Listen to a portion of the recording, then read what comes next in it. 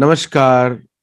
आपका बहुत बहुत स्वागत है सतोलॉजी के इस शो में, डिबंकिंग मिथोलॉजी। हम लोग यहाँ पे मिथोलॉजी के सतोलॉजी शब्द है सत और लोगोस, लैटिन शब्द है। इंग्लिश और संस्कृत दोनों के हिसाब से मुझे एडिशनल त पे फोकस करना था। तो सत्तोलॉजी, ये यानी कि मिथोलॉजी का विपरीत। मिथोलॉजी का अर्थ होता है झूठ का विज्ञान, अगर हिंदी में बोलेंगे साइंस ऑफ मिथ और इमेजिनेशन। सतोलॉजी का अर्थ होता है जो सत रूट धातु आते हैं, जैसे विष्णु को बोलते हैं सत चित आनंद। सत का अर्थ होता है इटर्नल ट्रुथ। तो सतोलॉजी का अर्थ हुआ सत्य का विज्ञान।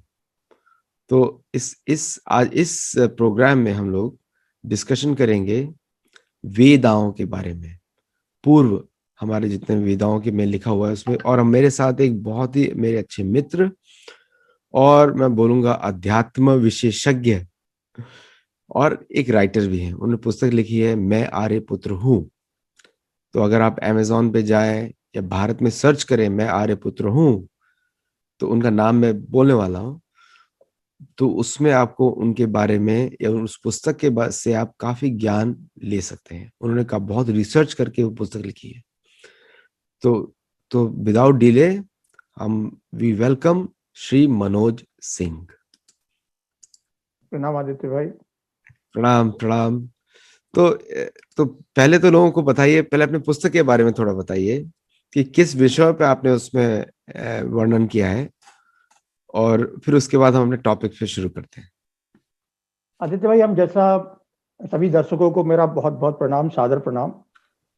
हम 2 सेशन जैसे पहले कर चुके हैं इसके बारे में चर्चा कि ये आर्यों का पूरा इतिहास है, और सतयुग का भी, इसको सतयुग के रूप में भी, युग के रूप में अगर देखें तो सतयुग की कथा है, प्रामाणिक कथा है। तो हमने उसके बारे में 2 चर्चाएं की थी कि आर्य कौन थे, आर्य क्या होना, क्या होता है। और फिर उसके बाद हमने चर्चा की थी जो आर्य इन्वेजन थ्योरीज को हमने नेगेट किया था। तो पुस्तक का ये एक अध्याय था। तो फिर मेरे मन में विचार आया, और आपके साथ जैसे पता है कि हमें इस पुस्तक को बड़ा क्रमिक रूप से मैंने लिखा है कि ये सतयुग की कथा, मतलब सृष्टि के सृष्टि के स्टार्टिंग से लेकर प्रलय के बाद सृष्टि, जो हमारा चतुर्युग का कंसेप्ट है, फिर उसके बाद सतयुग, सतयुग में फिर इस पर्टिकुलर चतुर्युग के सतयुग का पूरे वर्णन प्रारंभ है। तो वैदिक युग से पहले, पूर्व वैदिक युग से पहले से प्रारंभ होकर वैदिक युग में पूरा जो आर्यों की सभ्यता थी उसका पूरा विस्तार से वर्णन है कि उसमें समाज व्यवस्था क्या थी, अर्थव्यवस्था क्या थी,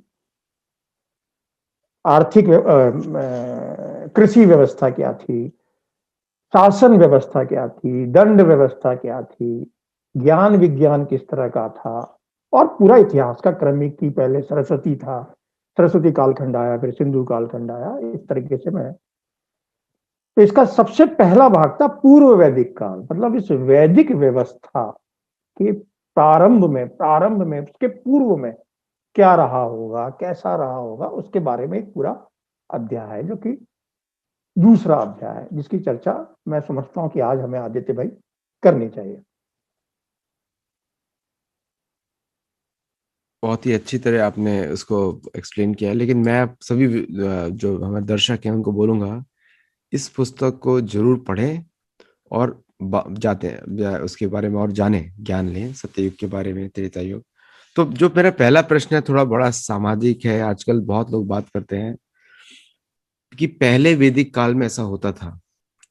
तो अभी मुझे एक समझ, अभी जो भी युगों की जो चक्र को जो जानता है, तो वो तो नेचुरली बोलेगा कि अभी अभी युग तो समय तो आज भी चल रहा है, युग तो आज भी चल रहा है, ऐसा नहीं कि समाप्त हो गया। तो वैदिक युग तो आज भी चल रहा है, खत्म किधर हुआ है? तो पुराना वैदिक काल जब ऐसा बात करते हैं तो किधर बात कर रहे हैं लोग? आदित्य भाई, मैं इसको इस तरीके से कहना चाहूंगा कि उस युग को समझने के लिए उस युग में क्या हुआ था उसको जानने के लिए जब तक हम उसके पहले के युग को नहीं समझेंगे, जानेंगे, तब तक हम उसके संदर्भ को नहीं समझ पाएंगे। जैसे कि एक छोटा सा एग्जांपल देता हूं कि आप अमेरिका में बैठे हुए हैं, मैं हिंदुस्तान में बैठा हूं। अगर इस बात को नहीं बताया जाए तो ये स्पष्ट नहीं हो पाएगा, क्योंकि मैं कहूंगा कि यहाँ तो रात हो रही है, आप कहेंगे कि यहाँ तो सुबह हो चुकी है। तो जब तक हमें ये नहीं बताया जाएगा कि ये भारत के हिस्से से बोल रहे हैं और आप अमेरिका के हिस्से से बोल रहे हैं, तब तक ये चीजें स्पष्ट नहीं हो पाएंगी। पूर्व वैदिक काल का मुझे अध्ययन, चिंतन, मनन और लेखन का कारण भी यही था कि जब तक मैं उस युग की बात नहीं करूंगा, तब तक बहुत सारी बातें स्पष्ट नहीं हो पाएंगी। जैसे कि हम भ्रमित हो जाएंगे कि देवासुर संग्राम, फिर हम कंफ्यूज हो जाएंगे कि देवासुर संग्राम क्या था। एक दूसरा उदाहरण मैं आपको देता हूँ, एक और, जैसे भी आपने अमेरिका और हिंदुस्तान की बात मेरे को अचानक याद आई। जैसे हम किसी को कहते हैं कि अरे भाई ये व्यक्ति ओवरकोट क्यों पहना हुआ है, जैसे गर्मी के मौसम में कोई आदमी फोटो देखे या वीडियो देखे तो कहेगा यार ये ओवरकोट क्यों पहना हुआ है, तो कहना पड़ेगा ना कि ठंडी के मौसम में ओवरकोट पहना हुआ, इसलिए ठंड थी। एक ही रेफरेंस बनता है।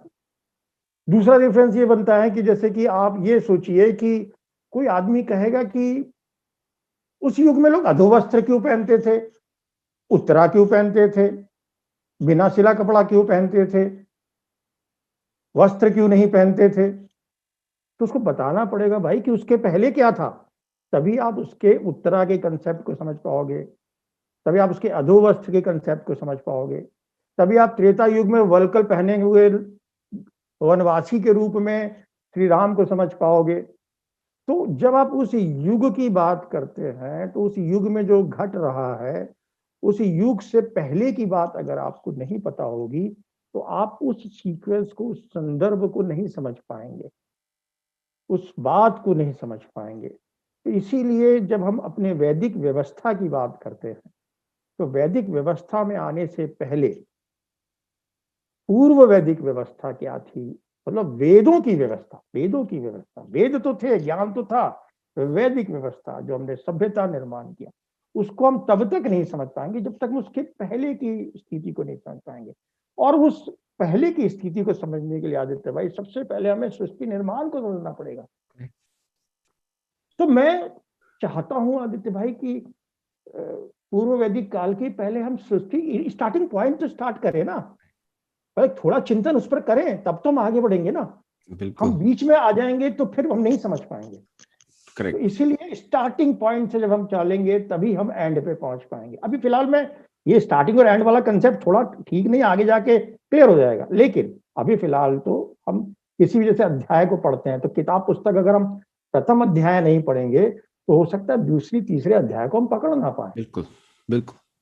तो इसीलिए जब मैं अपने आर्यपुत्र में प्रारंभ जब मैं कर रहा हूं तो मैंने पूर्व वैदिक युग में भी सृष्टि के निर्माण की चर्चा की है, उसकी चर्चा करनी पड़ेगी। बिल्कुल। अगर आप वो नहीं करेंगे तो फिर आप आगे नहीं पकड़ पाएंगे, सिरा नहीं पकड़ पाएंगे, उसको पकड़ के चलना है। तो अभी हम इसके आगे अगर आप कहेंगे तो हम उसकी चर्चा थोड़ा सा करेंगे, सृष्टि निर्माण। बहुत ही अच्छा पॉइंट है, क्योंकि सृष्टि निर्माण जो है वो सिर्फ वैदिक ग्रंथों में कंप्लीट हर तरीके से लिखा हुआ है, क्योंकि बाकी सब जगह समरी दिया हुआ है। सिर्फ वैदिक ग्रंथों में ही महतत्व से किस तरह ब्रह्मा ने तप के द्वारा समझा महतत्व क्या है, और फिर महतत्व के बाद उन्होंने किस तरह सृष्टियों में हर वस्तु का निर्माण किया। जैसे पुराणों में बोलते हैं 11 टाइप की क्रिएशन है, 11। और तो सबसे पहले आप मुझे बताइए और दर्शकों को भी बोलिए कि लोग सोचते हैं कि Brahma is the ultimate creator, लेकिन जब उनके शिष्यों ने, जो उनके पुत्रों ने, कुमारों ने उनको पूछा कि हु इज द क्रिएटर, तो ब्रह्मा जी बड़ी प्रसन्नता से विष्णु के बारे में बात करने लगे कि उनसे उनको प्रेरणा मिली। तो इस जो भी लोग इनको पढ़ते हैं तो दिल बी टोटली सरप्राइज कि ये किस तरह, कितना डिटेल में क्रिएशन गए, सारे हमारे इमोशंस का कंस्ट्रक्शन किया, फिर ग्रहों का कंस्ट्रक्शन हुआ, जो जो चीजें हम एक्सपीरियंस करते हैं वो सब एक्सपीरियंस हुआ।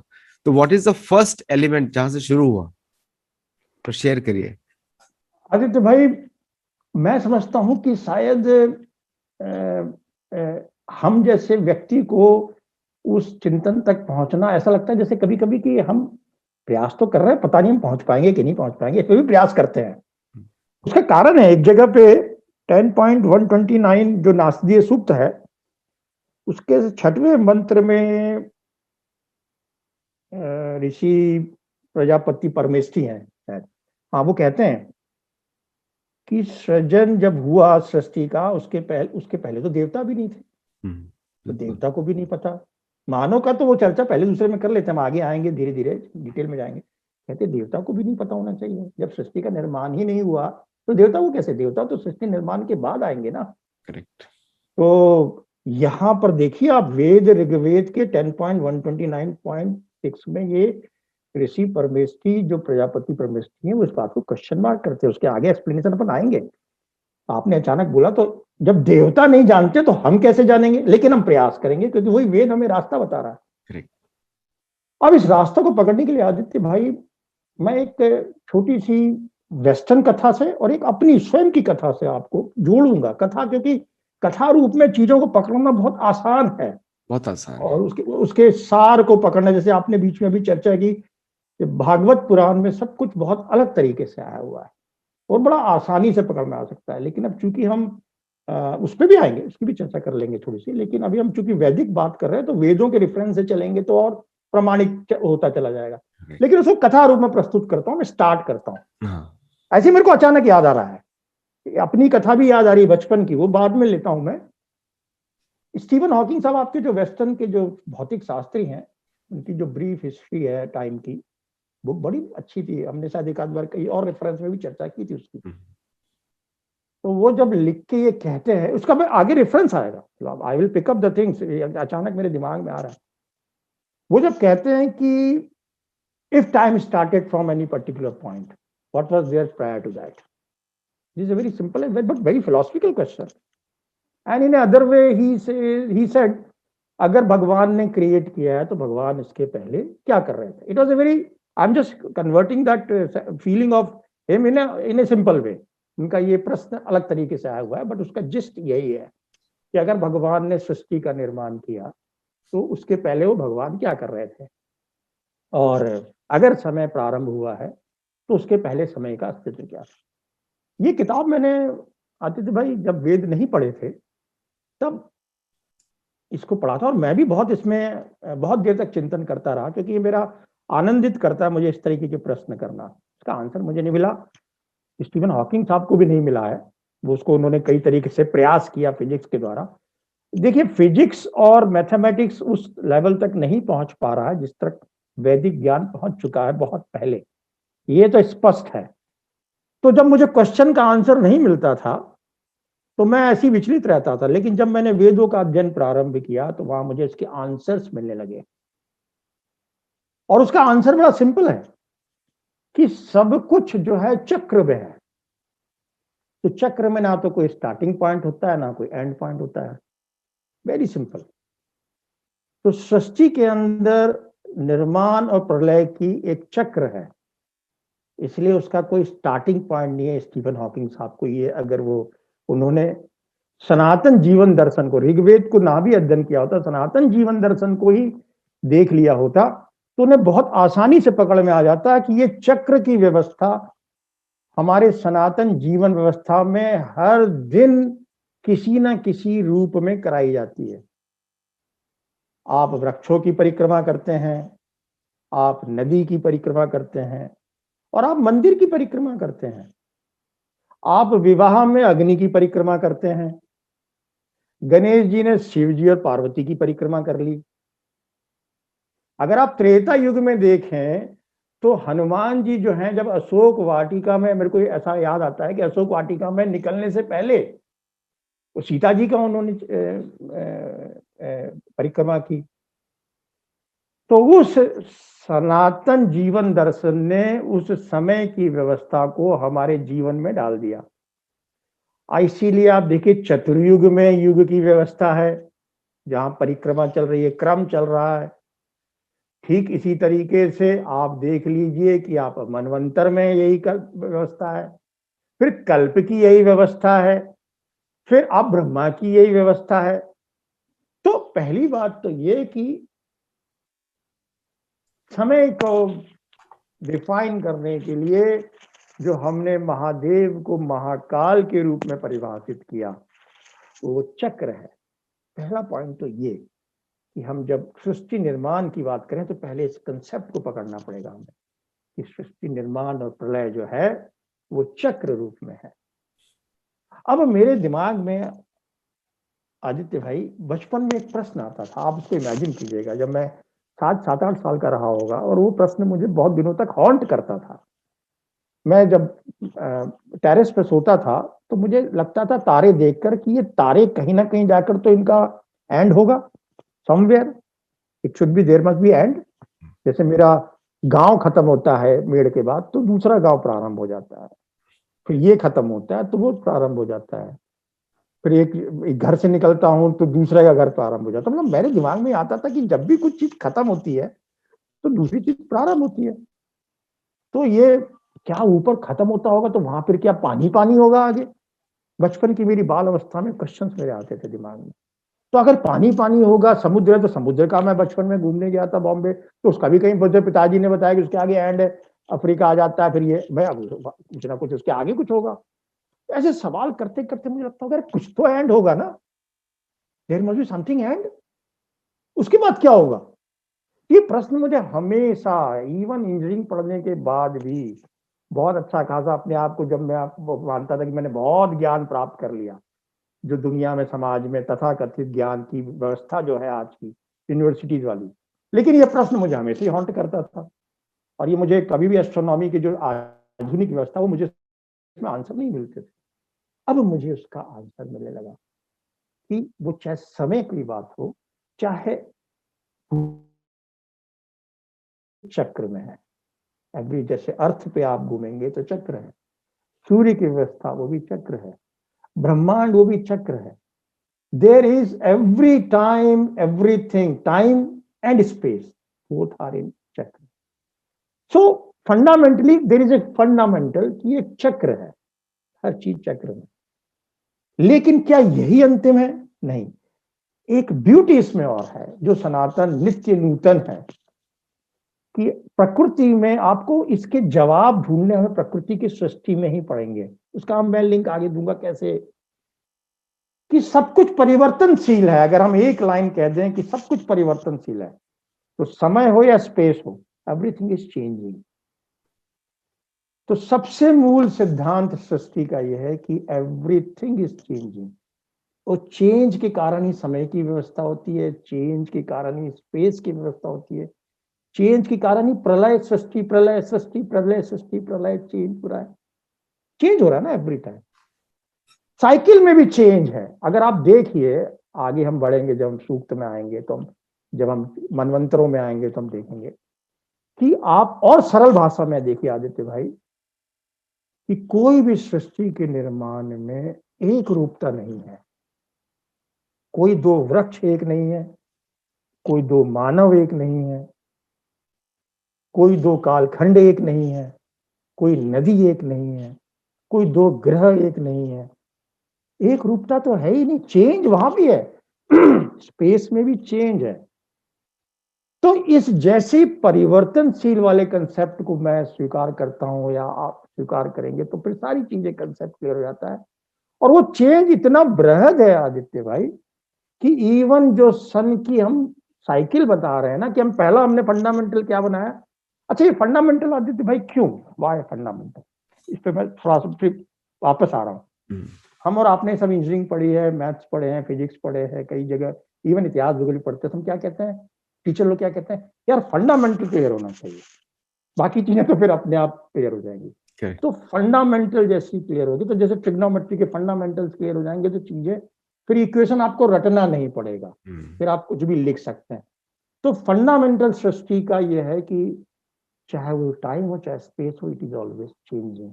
और उसको हम जैसे कहते हैं ना, से फॉर एग्जाम्पल दिस, देन हम प्रमाण करते हैं। आप देखिए हर चीज चेंज हो रही है आदित्य भाई, कि जब पृथ्वी सूर्य के चक्कर लगा रही है, वो चक्र भी नेक्स्ट चक्कर एक जैसा नहीं है। इसलिए अग्रगमन चक्र की, अग्रगमन काल की 24,000 के कंसेप्ट आते हैं। तो ये जो चेंजिंग पीरियड है, चेंजिंग समय है, इस चेंजिंग कंसेप्ट को हमें अच्छी तरीके से गांठ बांध लेना पड़ेगा कि सृष्टि में चेंज। इसीलिए विज्ञान धोखा खा जाता है आदित्य भाई, क्योंकि विज्ञान एक सेट फॉर्मूला में चलता है। वो जबकि सृष्टि का जो ईश्वर है, जो ब्रह्म है, वो फोटोकॉपियर मशीन नहीं है। He creates a unique thing. हर चीज को वो एक निर्माण करता है, एक नया निर्माण करता है, एक नए कल्प का निर्माण होता है, एक नए चतुर्युग का निर्माण होता है। इसीलिए आपको मैं इंडिकेशन दे रहा हूं, हम आगे आगे बढ़ रहे हैं धीरे धीरे, कि 7 मनवंतर में 7 मनुओं का नाम भी डिफरेंट है। आप देखिए, करेक्ट, सेम नहीं है। अब ये कंसेप्ट आगे काम आएंगे, जब हम डिस्कस करेंगे, हम जब चतुर्युग में आ जाएंगे तो ये कंसेप्ट हमें फायदा करेंगे। ब्रह्मा जी के एक दिन में 14 मनवंतर होते हैं, 14 मनु आते हैं एक दिन में। और जो आपने काल चक्र का बात किया है, बिल्कुल एकदम सही है। बिकॉज क्या है कि और सभी युग का धर्म भी बदलता रहता है। एक जैसा कृते अध्याय तो विष्णु देताया मुझतो मखे द्वापरी परिचर्या कलो तो धरी कीर्तन, ऐसे करके धर्म भी बदलता रहता है। तो ये काल चक्र का इम्पोर्टेंस बहुत जरूरी है। जैसे आपने चेंज के बारे में बात किया, तो वैदिक ज्ञान इतना साइंटिफिक है कि हर अवस्था में आपके पास एक उपाय है, और हर समय एक उपाय है, और ये चेंज जब होगा तो उसका भी उपाय भी बदल जाएगा। जैसे हम लोग जो 7 उपाय हैं, 7 उपायों की बात करते हैं शास्त्र में। तो अभी आप मुझे अगर आपने जो रिसर्च किया है, तो इसमें जो जो सत्व गुण की सत्व युग में गुणों की जो परिभाषा है, उस पर थोड़ा सा डिटेल करिए कि उसमें क्या गुण है जो प्रधान है। इसको इस तरीके से मैं आज के संदर्भ में समझाने का, पहले तो खुद समझने का प्रयास करता हूँ। समझाना गलत शब्द हो जाएगा कि मैं दूसरे को समझा रहा हूँ मतलब मैं ज्ञानी हो गया ना, ऐसा मुझे कोई भी मिसकंसेप्शन नहीं है। मैं खुद समझने का प्रयास कर रहा हूँ। एक इसको आदित्य भाई इस तरीके से लीजिए, जैसे कि एक छोटा सा उदाहरण लेते हैं। गुण के ऊपर हम एक क्वालिटी पे जाने और आगे के नासदीय सूक्त और उसकी बात करने से पहले एक इस तरह की चर्चा कर लेते हैं कि जैसे लोग कहते हैं कि ये विज्ञान अभी आया है। जैसे हम आज की डेट में टेलीफोन पर बात करते हैं, मोबाइल बात करते हैं, या टेलीविजन हम देखते हैं, तो जनरली लोगों के मन में ये विचार होते हैं कि ये तो अभी 200 साल से विज्ञान ने दिया है। ठीक है भाई, मान लेते हैं। लेकिन जब हम अपने ग्रंथों को पढ़ते हैं, महाभारत, जैसे अभी महाभारत की बात कर लेते हैं, तो जब महाभारत युद्ध का वर्णन आप संजय जी कर रहे हैं, तो हम उसको कथात्मक रूप में ले लेते हैं। अब थोड़ा सा यहाँ पर आपके सत्योलॉजी को लिंक करता हूं मैं। समस्या आदित्य भाई क्या आती है कि या तो माइथोलॉजी वाले लोग हैं जो ये नहीं समझ पाते कि अगर उनकी बात ही माइथोलॉजी वाली है, अर्थात मिथ्या है, तो उनका तो पूरा के पूरा वर्णन ही झूठ हो गया ना, मिथ्या हो गई। फिर तो वो तो मतलब वो तो बिल्कुल जो बात कर रहे हैं वो भी सिरे से खुद ही उन्होंने नकार दिया। तो उनके बारे में तो बात करना मतलब समय को व्यर्थ करना है। लेकिन समस्या आदित्य भाई क्या आ जाती है कि जब हम अपनी कथाओं को पूर्णतः कथा रूप में लेने लगते हैं, उसके पीछे के संकेतों को नहीं समझते हैं, उसके पीछे के गुणों को नहीं समझते जिसकी आप बात कर रहे हैं। अगर संजय के पास ये ज्ञान था तो इसको इस तरीके से भी तो लिया जा सकता है ना आदित्य भाई, कि ये कंसेप्ट, ये फंडामेंटल्स त्रेता युग में भी थे कि हम दूर की दृष्टि को देख सकते हैं, जैसे आज हम टेलीविजन पर देख रहे हैं। कोई कह सकता है कि ऐसे कैसे हो सकता है हमने तो अभी ये विज्ञान को आविष्कार किया। तो यहाँ अपन थोड़ा सा पकड़ लेते हैं पॉइंट को, कि अगर हम 100 साल को ही देखें, 50 साल को ही देखें, तो पहले हम तार से टेलीफोन पर बात करते थे, अब हम बेतार में भी बात कर रहे हैं। इसका मतलब है कि कंसेप्ट था कि हम बात कर सकते हैं। कंसेप्ट की बात करें हम, पुनः फिर से आ रहे हैं कि कंसेप्ट क्या है आदित्य, कि मैं और आप बात कर सकते हैं। तो बीच में आपने टेक्नोलॉजी डेवलप कर लिया कि हम बेतार से बात करने लगे। फिर हमारा नया डेवलपमेंट हुआ तो हमने बेतार से ही बात कर लिया, माइक्रोवेव से बात कर लिया, पता नहीं मोबाइल टावर से बात, मतलब लिंक होने लगे। कंसेप्ट है कि बात करने लगे ना। हम और आप एक दूसरे को देख रहे हैं, देखने की कई व्यवस्थाएं आई, microwave, satellite wave, optical fibre wave, ना जाने कितनी आई। तो इसका मतलब है कि आपकी कंसेप्ट ये है कि हम एक दूसरे को देख सकते हैं। बीच की जो व्यवस्था है वो तो एक भौतिक व्यवस्था है। तो हमें ये कंसेप्ट जैसी हमारा क्लियर हो जाएगा कि ये हम देख सकते हैं, तो हमें ये स्वीकार करने में आसानी होगी कि द्वापर में भी संजय जी देख रहे थे तो गलत नहीं है। अगर हम ये मान लेंगे कि हवा में उड़ना संभव है, ये कंसेप्ट है, तो फिर हमें ये स्वीकार करने में प्रॉब्लम नहीं होगी, समस्या नहीं होगी कि त्रेता में पुष्पक विमान के द्वारा श्री राम जी वापस आए थे। हनुमान जी ने लंका जाने के लिए समुद्र पार किया था, क्योंकि ये संभव है, टेक्नोलॉजिकली संभव है। इसीलिए हम तो अब पुनः ये बात आ जाती है कि हम उस वैदिक काल को समझने के लिए, जब तक हम पूर्व वैदिक काल को नहीं समझेंगे कि उसके पहले समाज, सॉरी, पृथ्वी के अंदर, ब्रह्मांड के अंदर क्या व्यवस्था थी, तब तक हम उसको नहीं समझ पाएंगे कि वैदिक व्यवस्था कैसे प्रारंभ हुई। जैसे कि एक एग्जाम्पल मैं लेता हूं कि जब तक हम ये नहीं समझ पाएंगे कि वैदिक व्यवस्था से पूर्व सामाजिक व्यवस्था क्या थी मानव की, तब तक हम विवाह की व्यवस्था को नहीं समझ पाएंगे। जब तक हम ये नहीं समझ पाएंगे कि वहां पर कृषि व्यवस्था के पहले जंगल की क्या व्यवस्था थी, तब तक हम देवासुर संग्राम को नहीं समझ पाएंगे। उसी तरीके से मतलब पहले हमें काल को समझना पड़ेगा। तो हम पूर्व वैदिक काल में भी जब तक हम सृष्टि के निर्माण को नहीं समझेंगे, सृष्टि के बेसिक कंसेप्ट को नहीं समझेंगे, तब तक हम सृष्टि में पूर्व वैदिक काल को भी नहीं समझ पाएंगे। इसीलिए हमें उस पर भी थोड़ी सी चर्चा करनी थी, जिसको हमने धीरे धीरे पकड़ा कि सृष्टि में परिवर्तनशीलता ही एकमात्र गुण है। Everything is changing, nothing is permanent. इसीलिए सनातन वर्ड है, नित्य है, नूतन है, अजन्मा है।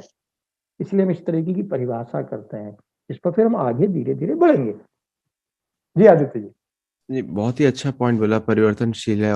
और हमारे और चक्र की आपने बात करी, because it is the essence. Cycle में पूरी दुनिया चल रही है। और पूरा जो हमारा जो क्रिएशन जो है, ये सिर्फ वैदिक स्क्रिप्चर्स में ही एक्सप्लेन्ड है डिटेल में। बाकी सब जगह स्पेकुलेशन है, क्योंकि कोई शक नहीं। और हर युग का जो क्वालिटीज है वो भी अलग है। क्योंकि लोग ऐसा बात करते हैं कि अभी तो हम लोग ज्यादा डेवलप्ड हैं। तो मैं एक क्वेश्चन पूछता हूँ कि अभी आजकल लोग ज्यादा स्वस्थ हैं, लोगों की आयु ज्यादा है, या आज अगर सभी लोग स्वस्थ हैं तो ज्यादा हॉस्पिटल्स की जरूरत क्यों है ना? और अगर इतने ज्यादा लोग इंटेलिजेंट है, इतनी सारी मेमोरी डिवाइसेस की जरूरत क्यों है? तो इसका मतलब क्योंकि हम लोग को याद ही, बहुत सारे लोगों को ये भी नहीं याद रहेगा कि अभी कुछ लोग स्पेशल हैं, ये भी नहीं याद रहेगा कल उन्होंने एग्जैक्टली क्या किया पिछले दिन पहले। ये याद नहीं रहता। ये यहाँ तक ये याद नहीं रहता कि नाश्ता क्या किया था, सोचना पड़ता है थोड़ी देर के लिए, फिर याद आ जाता है क्या खाया था। तो ऐसा बोलते हैं, मंद सुमंद मतियो मंद भाग्यत उपद्रुता। तो जो जो बुद्धि डेवलप हो रही है, उस क्या ऊपर जा रही है, नीचे जा रही है? तो ये लोगों के बारे में समझ में नहीं आता है कि when they say कि today we are more developed. अभी आपने बहुत ही अच्छा पॉइंट बोला कि पुष्पक विमान भी था। तो लोग पूछते हैं कि आर वी मोर डेवलप्ड और less developed than before? Then we have to ask, is the anxiety level increase और डिक्रीज? लोग परेशान ज्यादा है कि कम है आज? चिंतित ज्यादा है कि कम है? तो उस बेसिस पे वैदिक सभ्यता चलती है कि क्वालिटीज क्या है, गुण क्या है। इसलिए मैंने गुण पे थोड़ा बात किया। तो पिछले युगों में, जैसे सतयुग में, त्रेता युग में और द्वापर युग में, कलयुग में, ये चारों युगों में डेवलपमेंट, ह्यूमन डेवलपमेंट का क्या स्थिति था, मन कितना ज्यादा डेवलप था, चित्त कितना डेवलप था, तो उस पे जो डिस्कशन है वो हमारे वैदिक कालों में ही पता लगता है। तब then mythology can all go away, क्योंकि साइंस जो है, विज्ञान जो है, वो ऐसा लोग बोले कि पहले ज्यादा डेवलप था या अभी ज्यादा डेवलप, मैं उस पर ज्यादा बात नहीं करता हूँ, क्योंकि इट चेंजेस, नीड्स चेंज। अभी जैसे आज हम लोगों को कितने मेमोरी डिवाइसेस की आवश्यकता है, पहले इतनी नहीं थी, श्रुति पे ही काम चलता था। तो द पॉइंट इज कि जब आपने ये रिसर्च किया है, तो हम, और ये लास्ट क्वेश्चन होगा, उसके बाद हम लोग अगले सेशन में इसको कंटिन्यू करेंगे। तो आपके हिसाब से पिछले युगों में अगर आप सतयुग पे जाएं, तो डेवलपमेंट का क्या कंडीशन था, ह्यूमन माइंड का, ह्यूमन कैपेबिलिटीज का?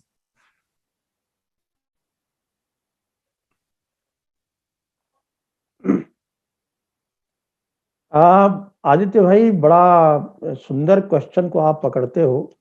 और पता है आपको, ये प्रश्न पूछ पूरा ज्ञान बांट दिया। जैसे श्री राम को पिछली बार मैंने आपसे कहा था ना, श्री राम बहुत जिज्ञासु है। श्री राम हर जगह प्रश्न करते हैं, और प्रश्न के उत्तर से ही सारा के सारा उनको ज्ञान प्राप्त होता है। विश्वामित्र से कितना प्रश्न करते हैं वो, ना जाने कितनी जगह प्रश्न किया, और कोई नहीं प्रश्न करता है। आप देखिए चरित्रों में, अगर आप देखिए रामायण में, कोई प्रश्न नहीं कर रहा।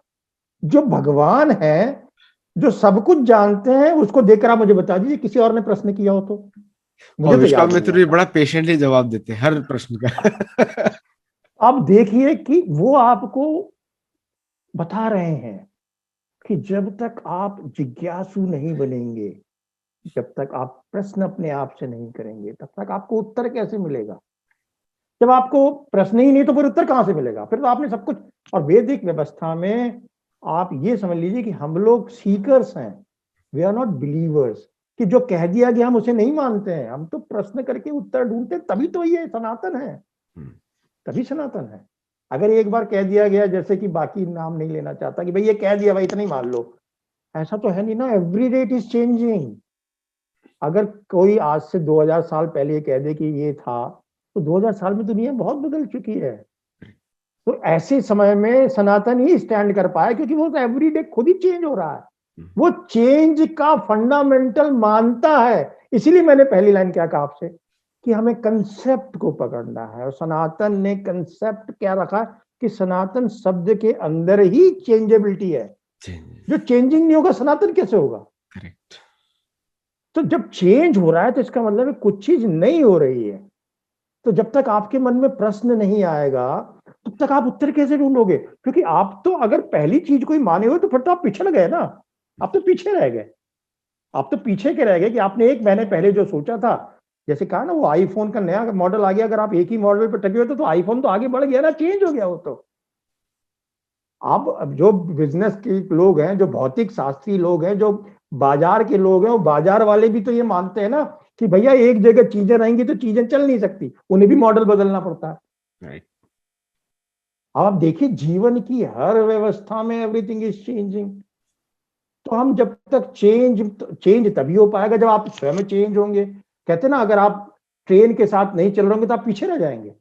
तो जब तक आप चेंज के साथ नहीं चलेंगे, उस कंसेप्ट के साथ नहीं चलेंगे, तब तक आप उस गति में नहीं चल पाएंगे। तो ये, अब प्रश्न वाली बात आई। तो प्रश्न आप पूछते हैं, इतना अच्छे प्रश्न पूछते हैं कि उससे एक उसको कथा रूप में मैं कहता हूं। मेरे को बहुत सारे प्रश्न आते हैं और प्रश्न के जवाब मिलते हैं आदित्य।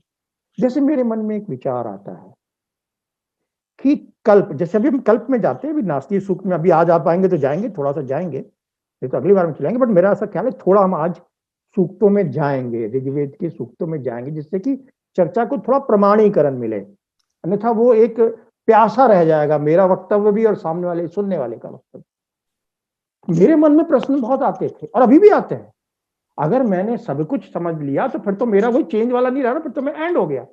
आज भी प्रश्न आता है। जैसे प्रश्न ये उठता है कि एक दिन जैसे मैं स्टडी में बैठा हुआ था, ठीक है, सामने से एक चींटी आ रही है। चींटी जो है मुझे जानती नहीं जानती, मैं अभी कुछ नहीं कह रहा, बस चींटी मेरे पैर पे चढ़ गई, चढ़ के मेरे मतलब बाहों यहाँ घुटने के ऊपर तक पहुंच गई, और मैं उसे देख रहा हूं। अगर मैं उसे मार दूं तो 1 सेकंड में खत्म, लेकिन वो मुझे नहीं देख रही है, वो मेरे अस्तित्व को नहीं पहचान रही है।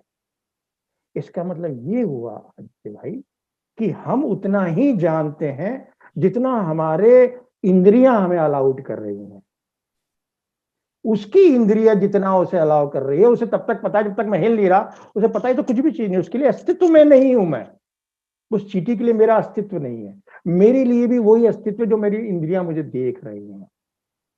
तो क्या मैं उस चीज को समझ पाता हूं या समझ पाऊंगा जिस समय में मैं नहीं था, जब देवता भी नहीं थे, जब प्रलय आ चुका था, जब ब्रह्मा की रात्रि चल रही थी।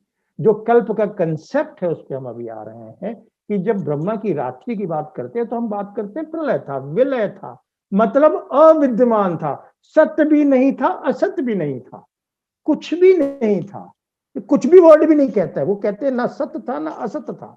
असत्य का आपने जब सत्यलॉजी का व्याख्या कर रहे थे तो मुझे उस वक्त याद आया, आपने बड़ी सुंदर वर्णन किया। सत्य द आधा जगा हुआ है, असत्य का बड़ा व्याख्या, अगर सुंदर व्याख्या, अविद्यमान, जो विद्यमान है अविद्यमान, कितना सुंदर व्याख्या है।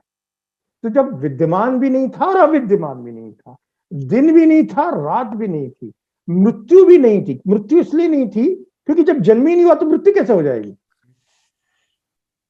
जब जन्म ही नहीं हुआ तो मृत्यु कैसे हो जाएगी? जब अजन्मा भी नहीं था, जन्म भी नहीं था, कुछ भी नहीं था। नासदीय सूक्त में 10.129 में इसका बहुत सुंदर वर्णन कर रहे हैं। तो अगली बार क्वेश्चन पूछते हैं, जब कुछ भी नहीं था तो फिर मुझे कैसे पता, मैं तो वहां था ही नहीं। तो फिर मेरे मन में प्रश्न आता है कि मुझे कैसे पता लगेगा, ये वेद को कैसे पता लगेगा? तो इसका एक सूत्र पकड़ में आता है आदित्य भाई, अहम ब्रह्मास्मि, मैं भी तो ब्रह्म हूं। क्योंकि चौथे में 10.129.4 में हमारे ऋषि प्रजापति परमेश्वर, अब देखिए आप इसकी भी एक सब चीजों को लिंक डॉट्स को पकड़ना पड़ेगा हमें, तब जाकर हम उस युग में, जिस युग के हम नहीं हैं, उस युग को समझने के लिए हमें अपनी ब्रह्म, हमारे अंदर का जो चिंतन है, हमारा जो मनन है, जो हमारी कल्पनाशीलता है, जो हम स्वयं में ब्रह्म है, हमें उस ब्रह्म के द्वारा हमें निर्माण करना पड़ेगा उन डॉट्स को जोड़कर। तो ये डॉट्स हम जोड़ रहे हैं। तो अब देखिए डॉट्स ये कि जो उस नासदीय सूक्त के जो ऋषि हैं उनका नाम ही प्रजापति परमेश्वर, प्रजापति वर्ड है उसके अंदर। अब देखिए चीजों को लिंक करिए कि एक तरह से प्रजापति ज्ञान दे रहे हैं उस वैदिक ऋषि को जहां वो अवतरण हो रहा है ऋचा का। तो कह रहे हैं अगले सूक्त के अगले मंत्र में, कुछ नहीं था, उस पर ब्रह्म ने सृष्टि निर्माण की इच्छा जागृत की, इच्छा हुई उनको। हम कहते हैं ना, हम जब आंखों बंद करते हैं तो अपना खुद की कल्पना करके हम अपना खुद का निर्माण करते हैं, ये इच्छा होती है ना हमारी। तो सर्वप्रथम उस ब्रह्म को सृष्टि के निर्माण की इच्छा हुई। तो मैं उस युग को कैसे जानूंगा? मैं उस युग को तभी जान पाऊंगा जब मैं अपने अंदर के ब्रह्म को जागृत करूंगा। तो वो जो मेरा ब्रह्म है वो मुझे लिंक करके बताएगा, तभी मैं डॉट्स कर रहा हूं कि वो सृष्टि का निर्माण। तब फिर मेरे मन में एक क्वेश्चन आता है जो अभी भी है, काफी उसका आंसर थोड़ा बहुत मिला, ज्यादा नहीं, कि उस ब्रह्म के द्वारा मुझे ज्ञान मिला। अन्यथा जब मनवंतर में हम आ रहे हैं, जब कल्प में सब कुछ महाप्रलय में नष्ट हो चुका है, जब सब कुछ नष्ट हो चुका है, तो उसके पूर्व काल का ज्ञान मुझे कैसे था? अब आप देखिए इसको अगले एक जगह पे 10.190 में ऋषि कहते हैं कि हे ईश्वर, जैसा तुमने पिछले कल्प में बनाया था सूर्य चंद्र अंतरिक्ष की व्यवस्था, आप इसी तरह की व्यवस्था अब भी कीजिएगा। अब हम कहेंगे, कोई आदमी कहेगा कि क्या सेम चीज बनाएंगे? नहीं, बिकॉज हम पहला फंडामेंटल क्या ले चुके हैं आदित्य की, एवरीथिंग इज चेंजिंग। कभी भी ईश्वर फोटोकॉपियर नहीं बनाता, सेम निर्माण नहीं करता, कंसेप्ट रखेगा वही, चक्र वही रखेगा। कि सतयुग, कल, त्रेता, द्वापर, कलयुग, ये चलेगा चक्र, लेकिन हर सतयुग डिफरेंट होगा, हर मनवंतर डिफरेंट होगा, हर कल्प डिफरेंट होगा। इसीलिए हर मनवंतर का मनु डिफरेंट है। कोई प्रथम वाले स्वयंभू है तो अभी वाले वैवस्वत है। अगर एक ही कॉपियर बना रहे होते हमारे ब्रह्मा, तो हर मनु की आवश्यकता ही नहीं होती, यस, एक जैसा कॉपी चलता। तो हमें जब 190 में वो कह रहे हैं कि आप कल्प का निर्माण कीजिएगा, तो कंसेप्ट वही रहेगा, लेकिन इस वाले कल्प में गुण फर्क आ जाएगी, जिसकी आपने चर्चा की थी। तो हम इस वाले कल्प के, इस 7वें मनवंतर के, इस 28वें चतुर्युग की जब हम बात करेंगे, तो ये यकीनन है पहला वाला कंसेप्ट की ये वाला 28 वाला चतुर्युग 27वें वाले चतुर्युग के समान नहीं होगा, नहीं होगा, बिल्कुल 27 वाला 26वें वाले के बराबर नहीं होगा। हमें संकेतों को पकड़कर डॉट्स को मिलाना पड़ेगा। राइट। वो वहां पर ऐसा कोई व्याख्या नहीं दे देंगे कि ऐसा लिख के इन्होंने निबंध बना दिया। जब वो कहते हैं कि सूर्य के 7 घोड़े कथा रूप में आ रहे हैं, तो हम ये ना सोचे कि 7 घोड़े आ रहे हैं। वो कथा रूप में बता रहा है कि भाई 7 किरणों को आप समझो, मैं रटाना नहीं चाहता विबग्योर आपको। 7 घोड़े की कथा आपको आसानी से याद हो जाएगी कि श्वेत रथ पे बैठ के 7 घोड़ों में बैठ के सूर्य पहुंचते हैं, सूर्यदेव। ये 7 विबग्योर के द्वारा पहुंच रहे हैं ना, तो ये कंसेप्ट उन्होंने बता दिया। अब उस कंसेप्ट के डॉट्स को हमें जोड़ना है। तो ये हम जब उत्तरार्ध में जाएंगे ब्रह्मा के, वो कहते ना अभी तो चतुर्युग, उसके ऊपर मनवंतर, उसके ऊपर कल्प, यही बात नहीं खत्म होती। हम तो ब्रह्मा के भी 100 वर्ष की साइकिल बताते हैं, ब्रह्मा के भी दिन रात की बात करते हैं। हमारा तो साइकिल का एंड नहीं है ना। अगर एंड हो गया तो फिर सनातन कैसे रह गया, फिर सृष्टि निर्माण तो खत्म होगी ना। तो जो अनादि है, जो अजन्मा है, जिसकी मृत्यु नहीं हो सकती, वो जन्म भी नहीं हो सकता। तो जब एंड नहीं है तभी तो प्रारंभ नहीं है ना। तो ये साइकिल है, साइकिल। हम तो ब्रह्मा के भी 100 वर्ष के बाद उनको सोया वो बता देते हैं, ब्रह्मा को भी खत्म कर दे, फिर ब्रह्मा का निर्माण होता है। भाई साइकिल तो उस एंड तक है। अभी तो फिजिक्स और ये एस्ट्रोनॉमी और ये जो कॉस्मोलॉजी वाली जो तथाकथित शब्द है, ये तो अभी 12,000 और 24,000 साल के कंसेप्ट में उलझे हुए हैं। उसमें ही कंफ्यूज हो जाते हैं बहुत जल्दी। जो अग्रगमन काल और अग्रगमन चक्र का कंसेप्ट अभी भी नया नया आया है, ये जो कंसेप्ट की बात करते हैं कि 24,000, ये करेक्ट है, लेकिन ये तो हमारे एक मनवंतर के एक 28 चतुर्युग के अंदर ही सीमित गया। उसके आगे पहुंचने में भी आपको कितना टाइम लगेगा? ये तो वो हजारों साल पहले बोल चुके हैं। अब यहां पर ये कंसेप्ट की बात पे अगर याद आता है कि वो आप अमेरिका में बैठे हुए आदित्य भाई, नासा के अपने वैज्ञानिकों को एक कंसेप्ट दीजिए, ऐसी मुझे अचानक याद आ रहा है कि वो ब्रह्मांड में पृथ्वी और मानव को ढूंढना बंद कर दें, क्योंकि ब्रह्मा जो है सिमिलर चीज पैदा नहीं करते। जब इस पृथ्वी पर ही अरबों करोड़ों योनियों में कोई 2 चीज एक समान नहीं मिलती, तो इस ब्रह्मांड में वो 2 पृथ्वी क्यों पैदा करेंगे? और अगर कोई पृथ्वी के जैसे 19-20 का साइज में डिफरेंस करके पैदा हो भी गए, तो 2 मानव क्यों पैदा करेंगे?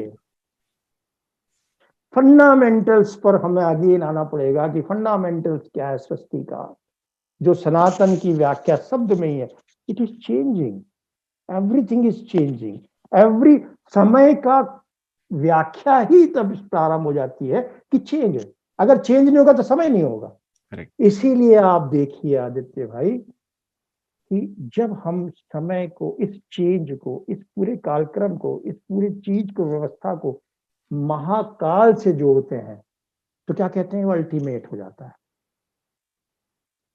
महादेव को जब हम महाकाल के रूप में लेते हैं, तो वो व्यवस्था है, वो चिंतन है, वो मनन है, उस रूप में आ गए हैं।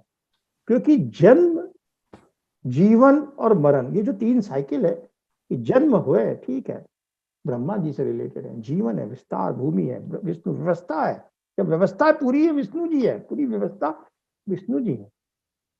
आपका जो मृत्यु है वो शिव से जुड़, लेकिन इस पूरे कालक्रम की जो चेंजेबिलिटी है, उस चेंजेबिलिटी का जो नाम अगर हम है, तो वो महाकाल है, उसे आप जिस भी रूप में ले लीजिए।